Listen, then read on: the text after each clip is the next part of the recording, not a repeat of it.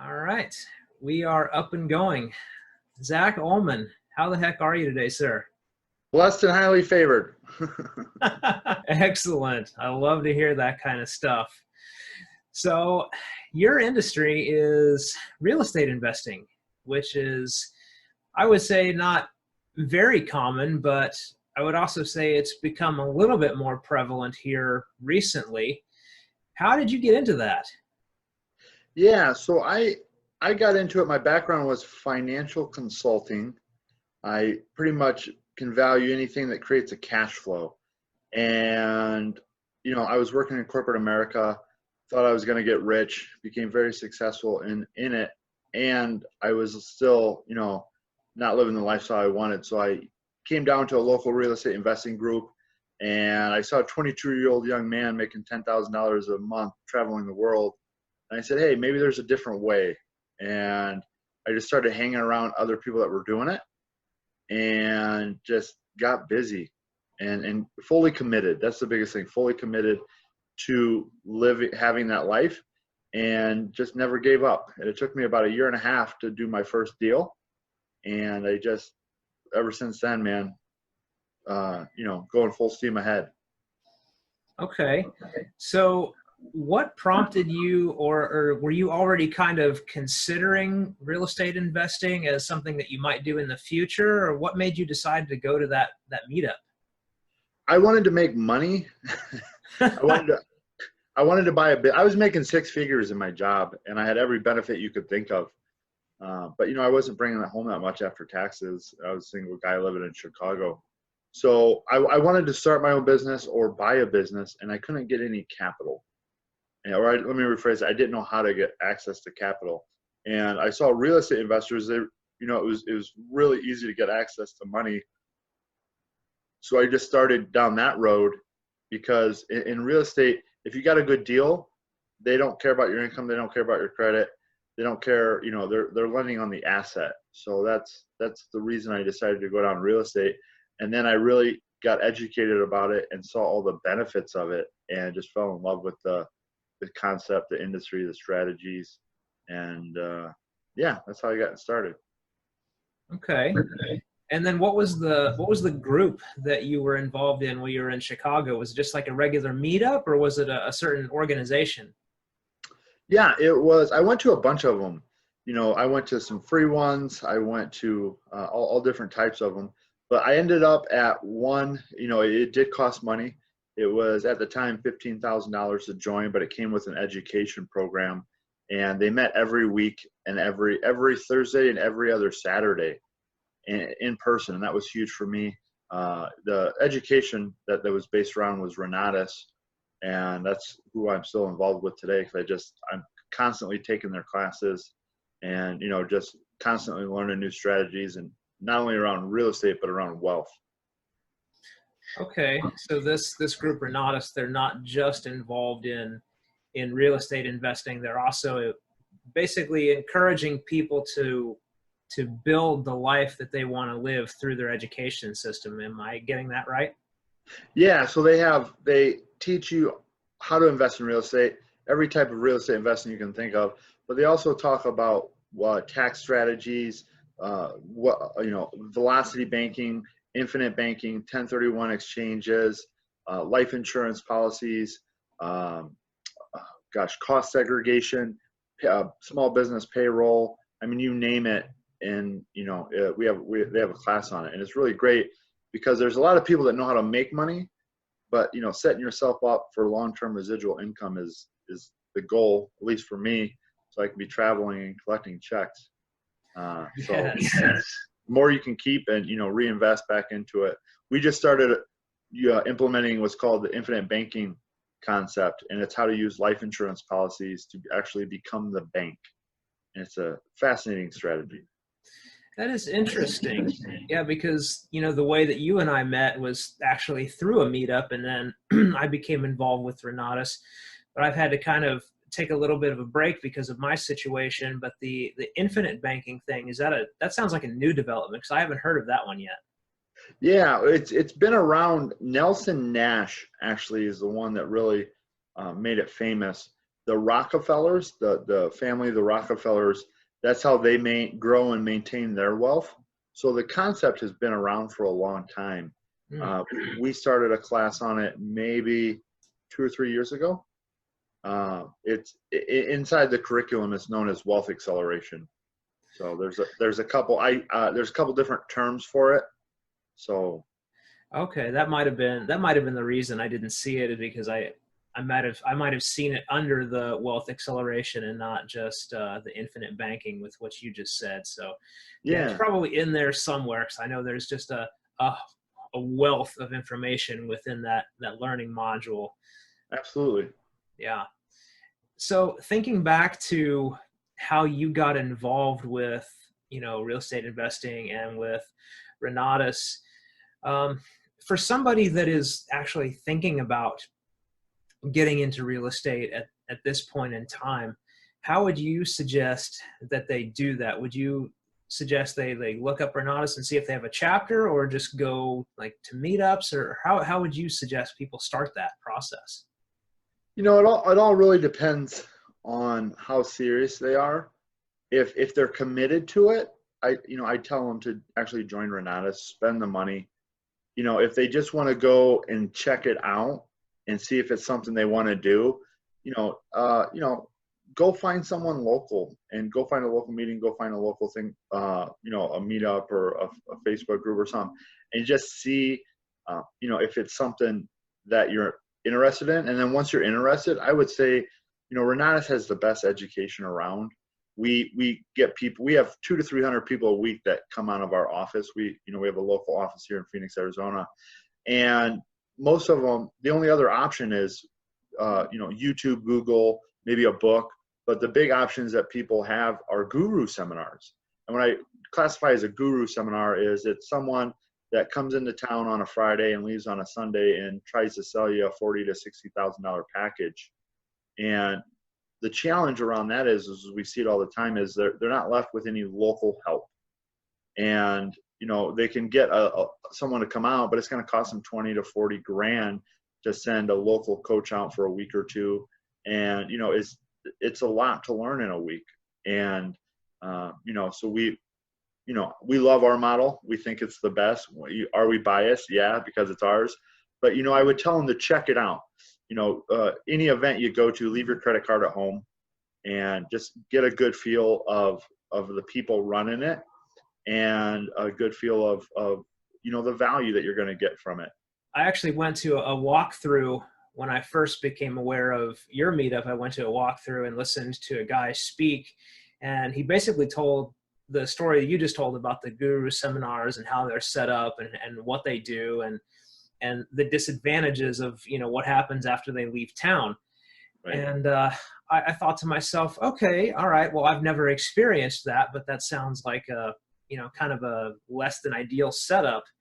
And I actually went to one of those seminars I would say about a couple weeks after I went through the walkthrough, and I'll be damned if it wasn't exactly what that guy said. Here's the stuff, we give you just a little tidbit of information in the class, but if you want more, I think it was like $1,200 for the next weekend or something. And, yep. and I would have totally expected, if I would have gone, to have that, $20,000 expected bill at the end of that.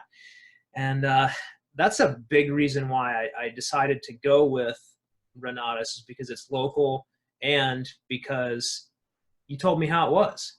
Right. I had to see it for myself, because when it comes to, investing and things like that, I'm fairly skeptical. But once I saw it for myself and that you guys were shooting it straight, I'm like, okay, well, I know where I'm going now, because these guys are here, they're doing it, and they didn't feed me any BS. Yeah. And, we're just straight with people. We don't close at any of our meetings. We share information, and for those, the people that want it, they join, and the people that don't, they learn something, and, they go home with some knowledge. And, I look at it like this: the people that join our group, we invest our time, energy, and resources into them. So, we don't want to sell anybody. We want people that are excited to join, that are excited to come to the weekly meetings, that are excited to, transform their life. and actually take direction, take coaching. So, we don't, we deal with them on a daily basis. So we want to make sure we like them, right? We just don't want to sell them and, put them into a program. It's all about finding your tribe, building your community, which is a core foundation of any good business. You want to surround yourself with like-minded people that are heading in the same direction. Absolutely. Yeah. Absolutely. And so I want to move into kind of the actual market here for a second, because when I moved out into the Valley, it was 2008, and it was right as, the crash and the recession was happening and everything was going to hell in a handbasket, so to speak. And it's been a few years now, obviously. Where would you say that the market is now, and what have you have you seen an increasing trend as far as like prices and profitability and things like that? Prices, it's what would be classified as a seller's market. Prices are on the rise, and we have more and more big institutional players coming in. Zillow is actually starting to buy properties. Zillow.com is getting into the home flipping business. We have big buyers out here in Arizona, Phoenix, Arizona market, Open Door, and I can't think of the other one, but they're big institutional buyers. We got other hedge funds that are buying 800 to 900 properties a year. So they're happy with 6, 9, 10% returns on their money. And what we've seen is, people are just outbidding each other. And are there still deals? Absolutely. We still have deals that we're making 6 figures on. But are they harder to find? Absolutely. You really got to know how to look. It sort of weeds the I guess you could call it the amateurs out. So it's, we're still making money, and as things go, we just change strategy. So we're doing a lot of seller financing subject to purchases, because we don't know when when things are going to slow down or turn around. I was just reading some stuff from Fannie Mae right before I hopped on, and their forecast is, things aren't as rainbows and sunshines as everyone thinks. However, Phoenix is its own market, and they have, I think, 200 to 250 people a day moving in from, California, outside markets, because it is such a great place to live. We've have cities here in the valley that are voted the best place to live in America. So that's, you have to look at it nationally, and then you also look at it by region. And there's markets that are already starting to face a downturn. Florida, I think Illinois, definitely. I have owned properties in Illinois. So there's places that are already facing that downturn. And, out here in Arizona, prices are still on the climb. Anything below 300,000, 350,000 is, they're getting multiple offers day of and getting more than listing price. You get above the 5, all the inventory is in the higher price points, 500, 500, 600, in the $1 million price point. So, if for the experienced people, they a lot of them are still going, and, some of them are pulling back. For the inexperienced people, I would say maybe, get educated, definitely get educated before you get out there. Phoenix itself has a lot of very sophisticated investors, has a lot of very sophisticated money. And it also has a lot of not so smart money. I see people risking $300,000 to $400,000 to make 10 to 20 grand.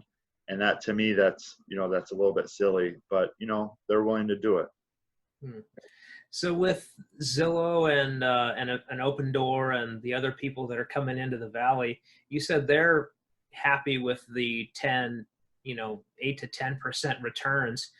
What do you guys generally look for, or what do you look for when you're evaluating a property? What should that percentage of return be, do you think, for it to be worth your time?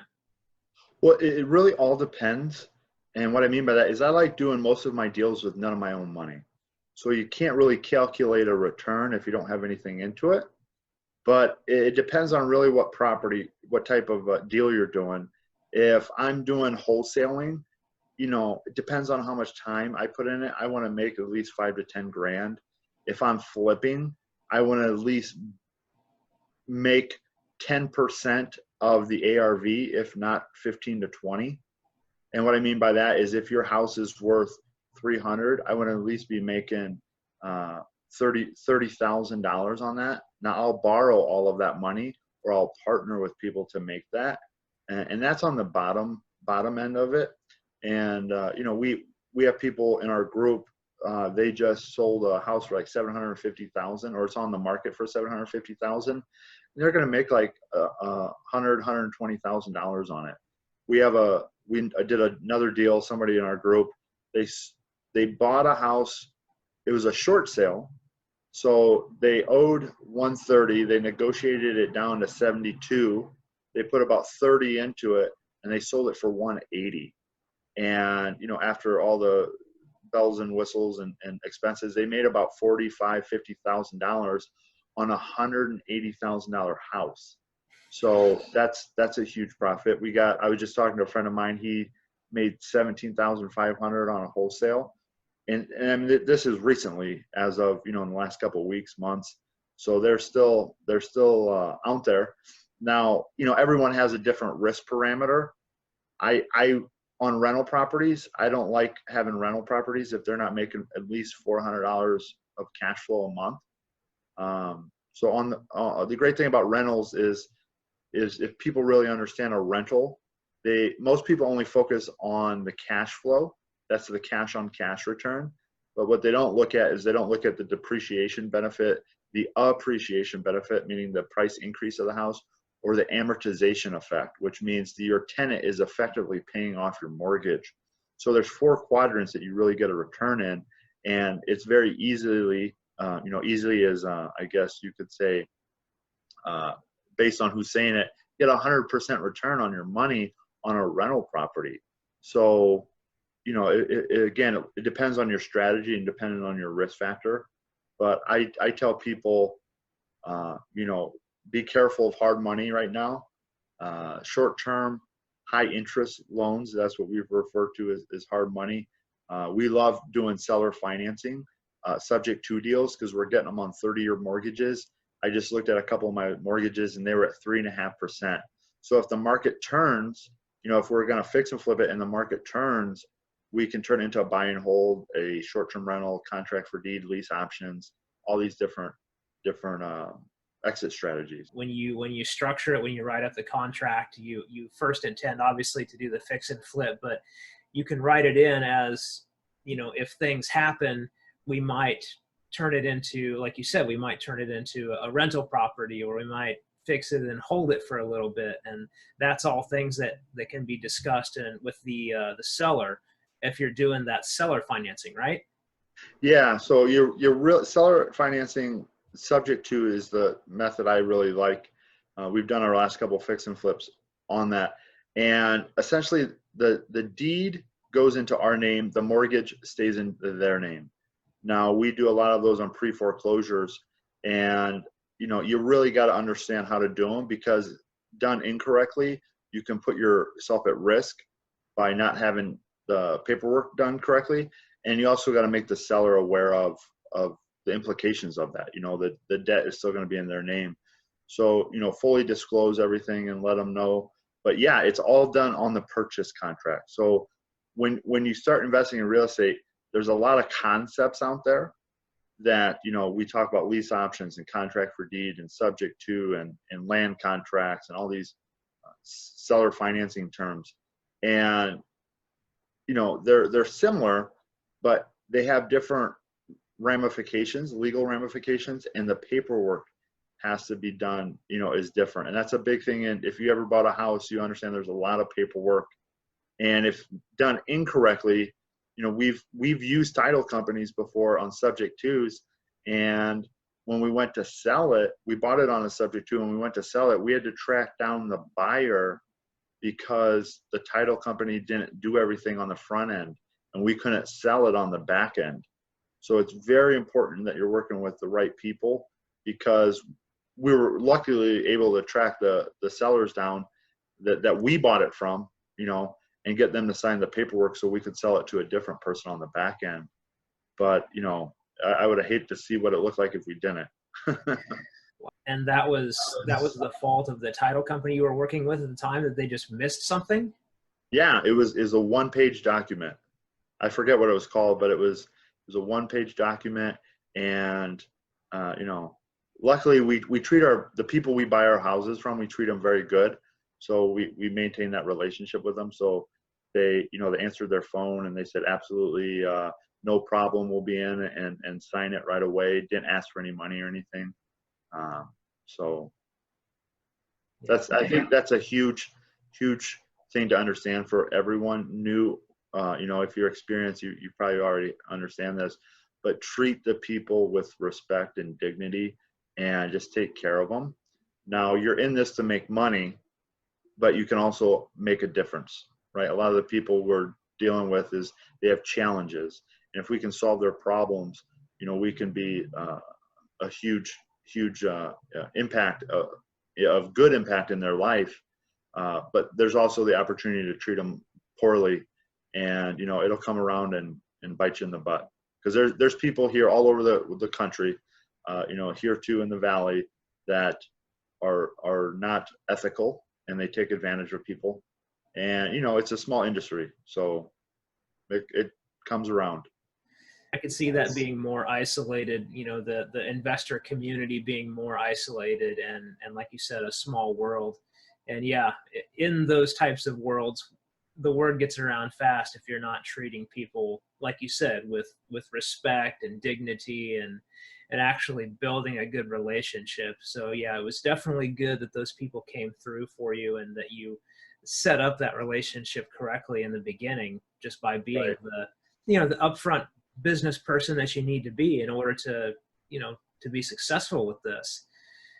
And then in thinking about getting into this process, it really sounds to me like, especially right now with the way the market is, and even going forward, just because of all the, like you said, the legal ramifications and paperwork, it really would be best for somebody considering this to get involved with a group, or to get involved with somebody that is doing this and has been doing this for a while, because there's a lot of really detrimental mistakes you could make.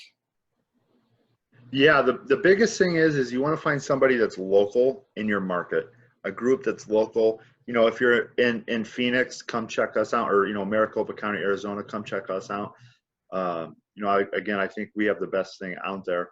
But for people in the other industry or other geographical areas, go and find someone local.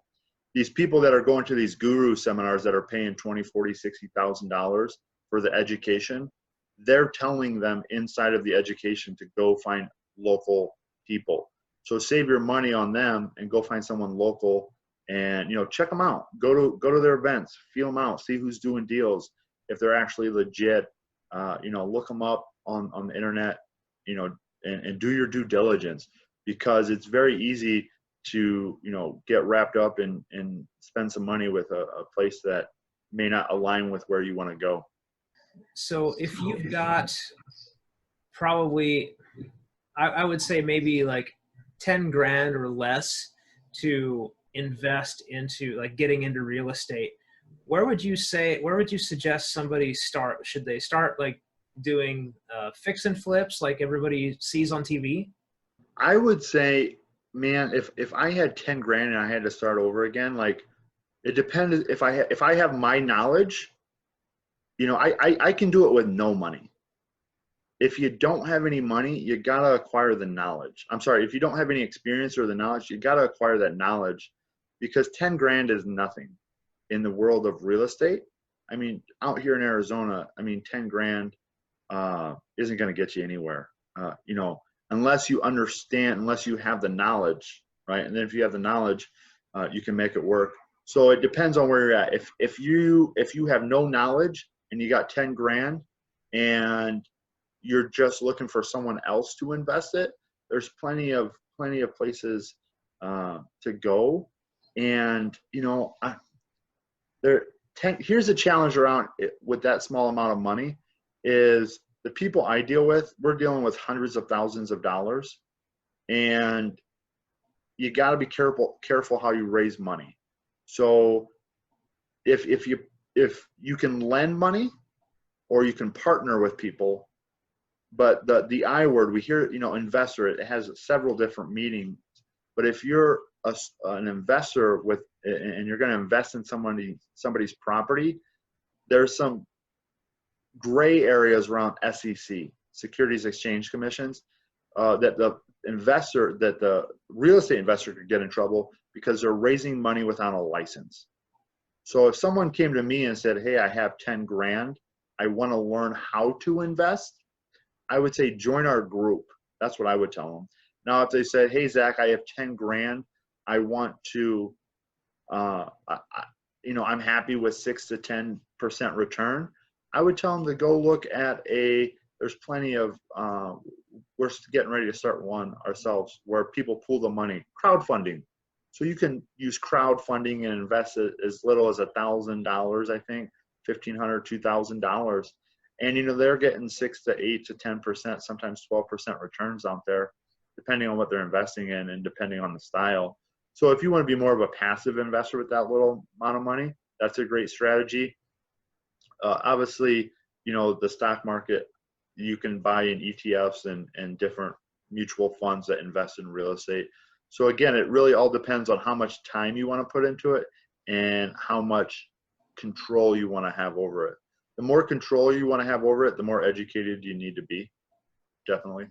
Your suggestion would be then, if they have that little amount of money and no knowledge, go get the education first, because then you'll realize how to not only get into deals and do them properly, but you won't necessarily have to invest your own money in the future. Now, yeah, I want to preface that if they want to become an investor themselves. Right. If they love their job and they have no interest in real estate investing, then I would say, hey, go to the crowdfunding places, go to, the places, there's ETFs, things like that, where you can invest in real estate through a professional manner. I would say be very cautious if you don't know what you're doing about lending on private deals, because I see people all the time that lose money because they don't understand what they're doing. They don't understand how to collateralize it, how to secure it. They don't understand if the person is, if it's a good deal or a bad deal, and they may not know the person. And I see people all the time that get ripped off. You've seen somebody invest their money to a deal like to fix and flip a house or whatever. You've seen somebody invest their money to do a deal like that with somebody they didn't even know? Oh yeah. So I met a girl, she's a woman, a grown woman that invested. She went to a guru seminar and found a guy, everyone's excited. They bought into the program. They went into the, whatever the training was, they're getting excited. She went and raised $160,000 of her family's money, invested it in 2 deals, and lost it all because she didn't have one piece of paper signed. The guy, she didn't know the guy. He later was indicted by the attorney general because he was preying upon, newbies. And it wasn't just her, but the houses got foreclosed on and she didn't have a deed of trust. So she had the promissory note, but no deed of trust. And I see people lend all the time with a promissory note. So the promissory note is the terms of the agreement, how much I'm lending, who I'm lending it to, when's it due by, the interest rate. And then the mortgage or the deed of trust, depending on what state you're in, is the piece of paper that collateralizes the note to the house. And she didn't have a deed of trust. And, it foreclosed and she lost it all. Yeah, we tell people you're going to get educated one way or another, right? You either pay out in the field, or you pay, a program one way or another. Yeah. Wow. That's insane. Me personally, I would never, I'm never giving a stranger my money. I don't care how good you say your return is going to be. I don't know you. You're not getting $100,000 of my money. That's not happening. Wow. People do it every day. People do. Think about it. in our world, people every day, they don't know their financial brokers, they don't know their accountants, they don't know their professionals. I talked to a couple the other day, and they're in their 80s, and they gave all their money to a financial advisor, and he lost it all, and then he skipped town. And it happens every day. And I think one of the big things that we lack here in the United States is education around finances, education around money, education around buying your own home. And debt, and understanding debt and credit cards, and, just a simple personal finances. And, there's a lot of professionals, I say that quote unquote professionals out there giving financial advice. And from a pure mathematics, from a pure number standpoint, it's not the best way from a risk standpoint, and from a pure metrics return standpoint as well. There is definitely a lack of education around money and finances. I don't know, around the world, but I know in the US that's 100% accurate. And there's been an increased conversation that I've seen on my, social feeds that I watch about, people rumbling about instituting a program or a class, like when kids get into middle school or high school, just about like basic finances, like how to have a bank account, how to make sure that it stays in balance, and how to budget and save, things like that. And that's, it's missing from our society, and it would be a great thing to have. Yeah. And then we're told to, let other people control our finances. And, a lot of the stuff we're told is not the best thing for us. I was told I wanted to become rich and, wealthy, and I was told to go to school, get a job, and, play that game. And that didn't work. Right. But I tried, I played the game until I realized for myself that it wasn't going to take me where I wanted to go. And a lot of people get that same talk, and it stems just from generations. That's just how it's done. That's how I was told. That's what I did. So that's what you should do. And we're not living in those times anymore.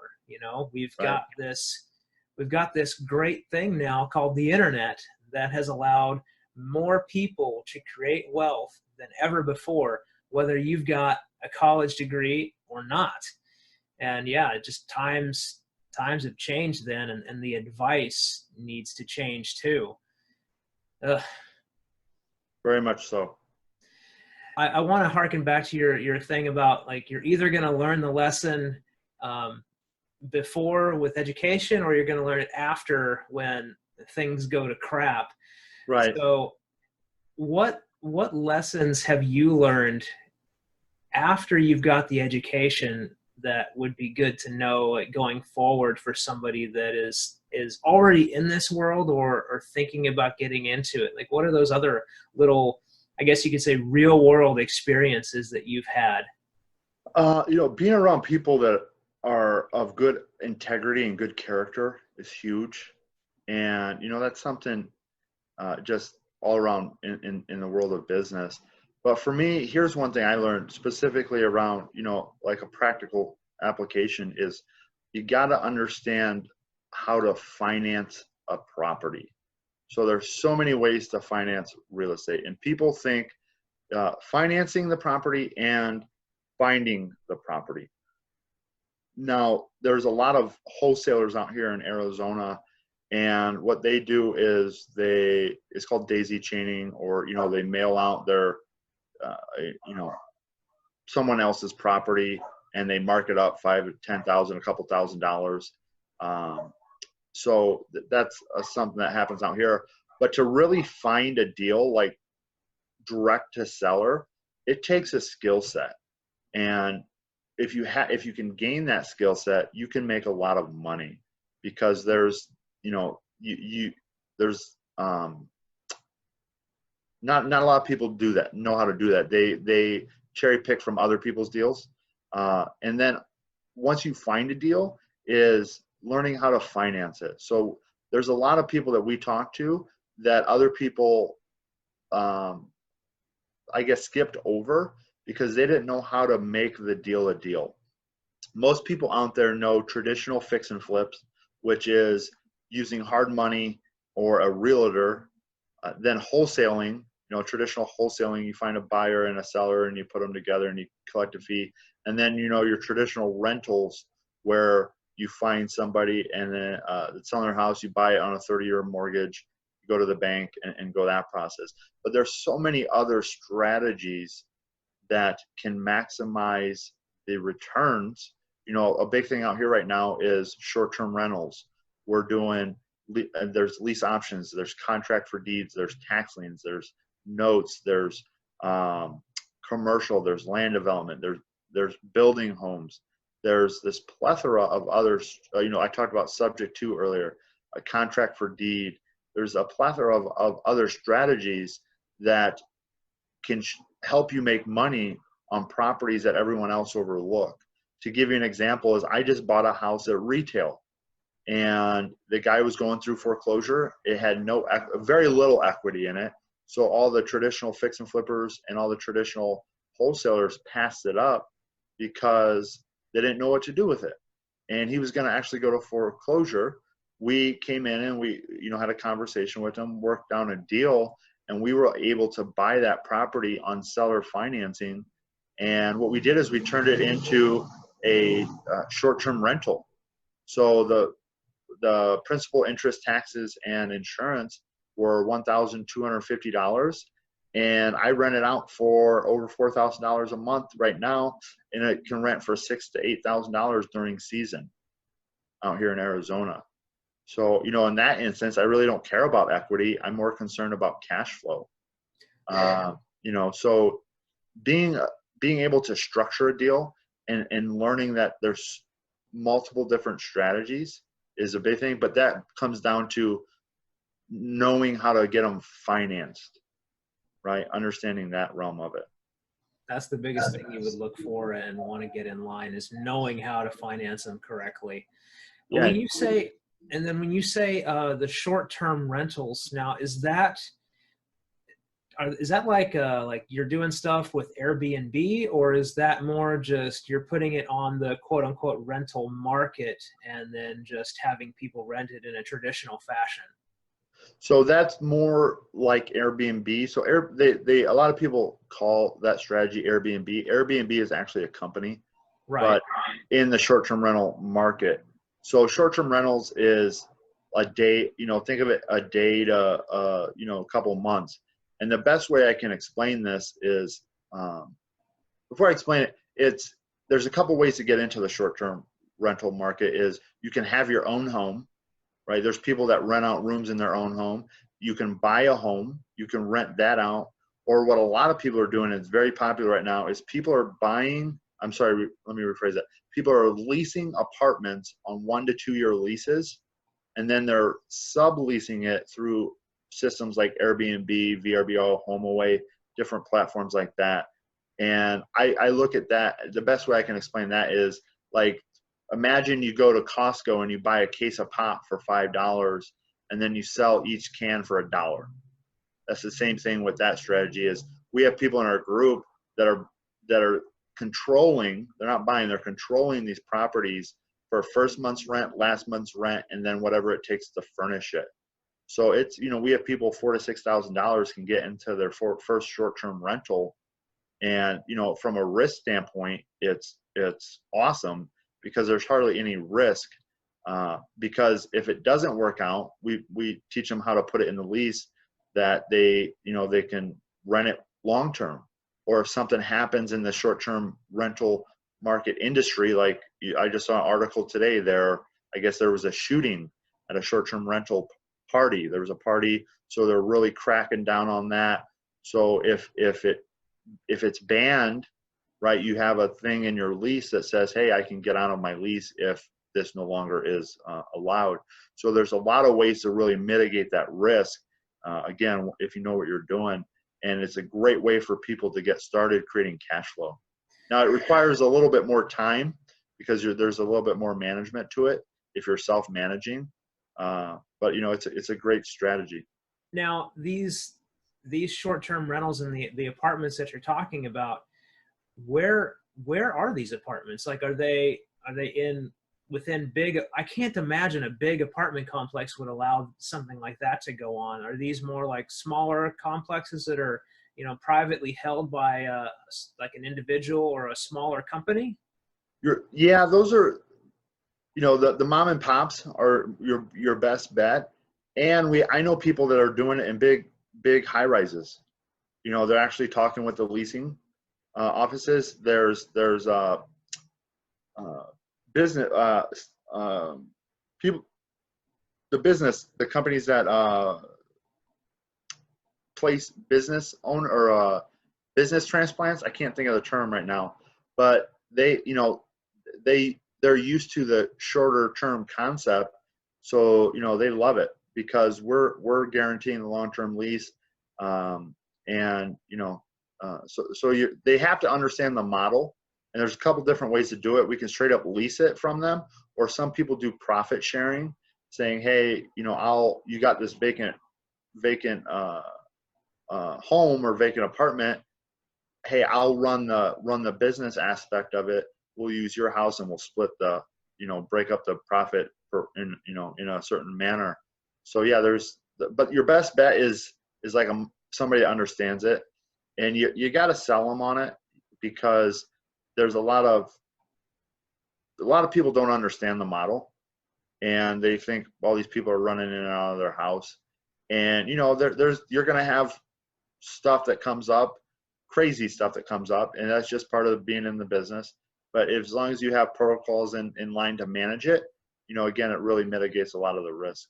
I would figure that since it's an apartment complex already, they're used to, they're in charge obviously of the maintenance and making sure things are staying within city code and all this and that. So I would imagine after you've got the short-term renter placed, like, your involvement in that particular apartment or home or whatever is pretty minimal at that point. Well, it can be. That the biggest risk in the short-term rental market is your cleaners, and you got to have a good set of cleaners that can come in and understand. Now, this is my opinion and based on my experience, cleaners and a handyman, because a lot of the times if you got it really up and humming, is you're going to have people checking out like at 10 a.m. just like a hotel, and guests coming at 2 to 3 p.m. So you have a short window to get your cleaners in there, to get anything fixed that was broke, so that the new people can move in, to stay as a guest. So you're really in the hospitality industry, and you got to be on point, or have a good property manager. Now, a property manager inside of the short-term rental market, most of them are going to charge a lot more than a traditional property manager, because there's a lot more work involved, right? They may be going over there 1 to 2 times a week, cleaning and checking and mowing lawns and making sure the pool's okay. Because if they leave one thing and that next guest finds it, and it's something that isn't, that gives them the willies, it ruins your reviews, and they want their money back, and it can really make or break you. Yeah, that's a very good point. I could totally see how having a good maintenance crew, good cleaning crew on standby would be vital in that situation. Yeah, I went to Seattle not too long ago and stayed in an Airbnb, and the host was very communicative going into the process, especially right at the end, because we actually needed to leave our bags there to go get our rental vehicle. And he was cool with that, but he just wanted to make sure what time we were leaving, because he needed to get that cleaner in there so he could get it flipped and ready to go for the next person. So yeah, you got to be on top of it if you want to be in that game, for sure.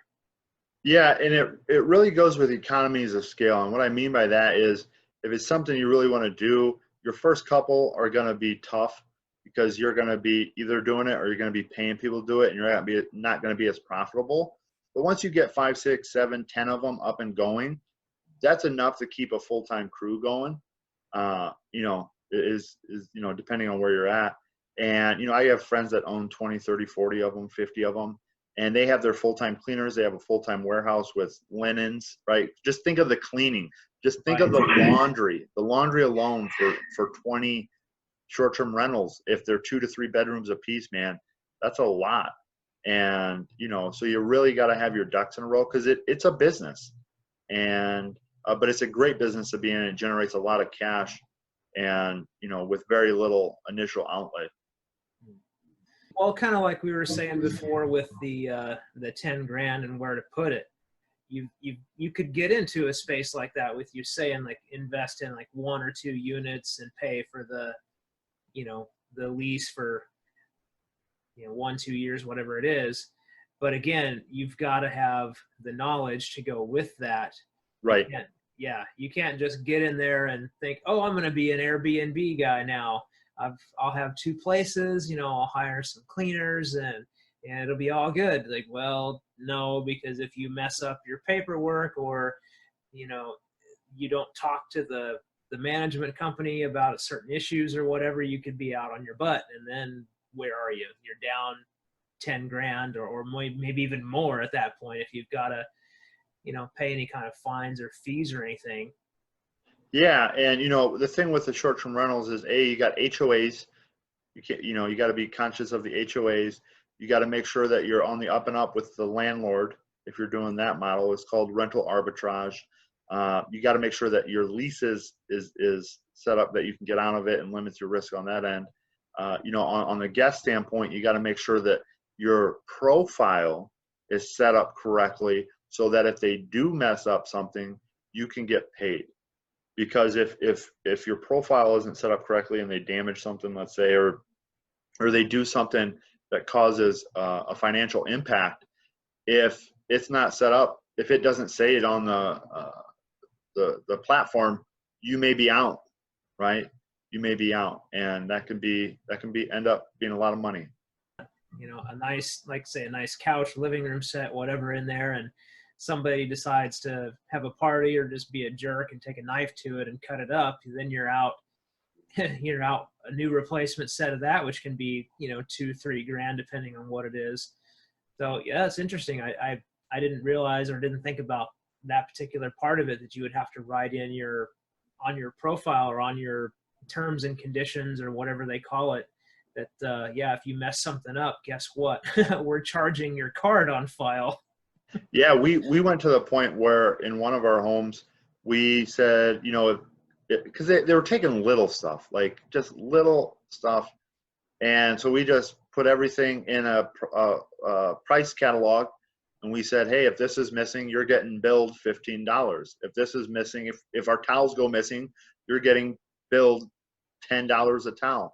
And, so take them. Go ahead and take them, but we're going to charge you because not only do we have to buy it, but we have to take our time out of our schedule and go buy it, right? Which is, the big thing. I have a friend that has one of the biggest homes in McCormick Ranch here, and he was renting it out for $25,000 a month, and he, $800 to $1,000 a night. It was a beautiful home, and he came home one day, and there was the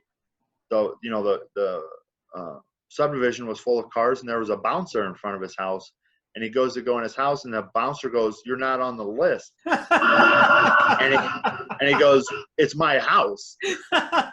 And they were throwing a party at his house, and it was, there were cigarette butts, and it was a legit party. It was a $3-4 million house, I think, and there were cigarette butts all over, and it was just, you feel violated. I can't think of any other way. You feel violated when you let someone into your house like that and they don't respect the rules. So, there's cameras you can set up. You got to set them up on the outside. You can't have cameras on the inside, but there's a way to mitigate that through cameras and other really cool softwares and strategies. That's an interesting note too, that you have to have your cameras, if you have them, on the outside when you're doing that. But I guess, that makes sense, because your invasion of privacy and all that. Yeah, you want to give people their privacy. So right. we have them at the front door on our homes. We have them at the front door and on the driveway. So that way I can see if, who's coming in and out. I had one time I had my camera on, and our cleaner was over there for a while, and I just kept looking. I go, what is she doing? Finally, I drove over there because I kept seeing different cars coming in and out, and she was selling drugs out of my house. I called the police. She was arrested. There was another guy there that was arrested, and there was 3 or 4 people that came to my house and bought drugs from her because I had it on camera. And so it's that's the industry we're in. You have to find good people to associate yourself with, and as soon as they violate that, boy, you're out. Gone. Right. Oh man, well that is some horror stories for you right there. I could scare people with horror stories, but here's the thing. Yeah, it's part of the industry, and if you do everything right, and you're always going to run into problems, always, right? And you just got to be adaptable, and that's the great thing about working with a local group of people in your market is, we have over 300 people in our group, and there's people in there with 28 years of experience. They've seen it all, and you get to leverage them and figure out how to turn something that would lose money into something that would make money or at least break even. And it really just helps. And a lot of it is if you set it up correctly, you're really going to limit a lot of that stuff happening. Just going back to the whole camera thing, people tend to act differently when they know they're on camera. Yeah. So how can someone find you? Like, say they're living in Phoenix in the Valley, and they're interested in at least getting started or getting some exposure to the group. Like, how would somebody get in touch with you or start that process? Yeah, I would say go to my website. That's the best thing, is www.valleyinvestmentclub.com. We have a pretty big web presence out there. They can also call me. Be mindful that this is my personal cell phone number. But, I love talking directly with the people. My cell is 219-508-6725. Just shoot me a text, and, I'll invite you down to a meeting. Come check us out, come get to know us and see if it's a good fit for you. Very cool. So this is usually the part of the podcast where I kind of just open the floor to you, my guest. And if there's anything interesting, like trend wise that you see happening, or like anything you've got on your mind or exciting developments coming up, this is the time to let everybody know. So anything like that, I'll just give you the floor and let you have it. Yeah. I mean, man, I could go for hours. Here's what we're seeing is there's a movement of people that are not going to college. Like college, when I was steered to go to school, go get a job, and our economy's changing. Less people, more and more people are wanting to be entrepreneurs. More and more people are wanting to start their own businesses, online businesses, whatever. And it is such a wonderful life. And I remember when I was working 60 to 100 hours a week, and I wanted to be here so bad. And, and it took me. I wanted it when I was 18. I didn't quit my job till I was in my late 20s. And, that's over 10 years. And what I want people to know is there's a faster way than that. And success leaves clues. So go and find someone that is actually doing what you want to do and take their advice. And most of the time, I'm going to tell you, it's going to involve spending some money on a mentorship or an education, because that's the fastest way there. Because the people that have something of value know it, right? The people that have something of value know it, and they're not just going to give it away. So, I'll tell people, our program on the high end is $20,000, but it's for lifetime and it's for 2 people. And I tell people, I say, I wish I charged more because I know I could. I know I could get it. But, for the people that actually that show up and follow the system, it's one deal. and then they have us for the rest of their life. So, I just quit trying to do it on your own. I spent 6 years, 7 years trying to do it on my own. And so if you're listening, go find people that are actually doing it. Check them out. Like I said, leave your credit cards at home, leave your wallet at home. Go get a feel for who they are, their character, their integrity. And once you feel comfortable, join the program, right? Spend some money, get an education, and show up. It took me 1.5 years to do my first deal. But if I would have quit, I wouldn't be where I'm at today, right? And whenever I think about it being hard, or, because there's days you're just like, you want to throw it in the towel. I think about what the alternative is. And the alternative is going back working for someone else. And that just really lights a fire under my butt to go, keep going. Zach Oehlman, Valley Investment Club, Renatus member, I appreciate your time. This was a great talk. Yeah, thank you for having me. Absolutely. Stay in touch, and anything that comes down the pipeline, if you've got, more exciting developments or just want to be on again, anytime, I'm happy to have you. For sure. I appreciate you, Brian. Have a great day. All right. You as well, brother. Talk to you later. All right. Bye-bye. Oh my God. Can you believe what that lady was doing in his house? And how about the party? I'm sorry, sir. You're not on the list. What are you talking about? This is my house. I'm sure a lot of people have horror stories when it comes to real estate investing, but it's also a good vehicle to make money. So what did you think? Did you like this video? If you did, make sure and actually give it a like. It not only helps me, but it helps the entrepreneur who I'm interviewing. Also, if you got value from this video, make sure and subscribe as well. And don't forget to hit the bell, that way you'll be notified when I upload another podcast.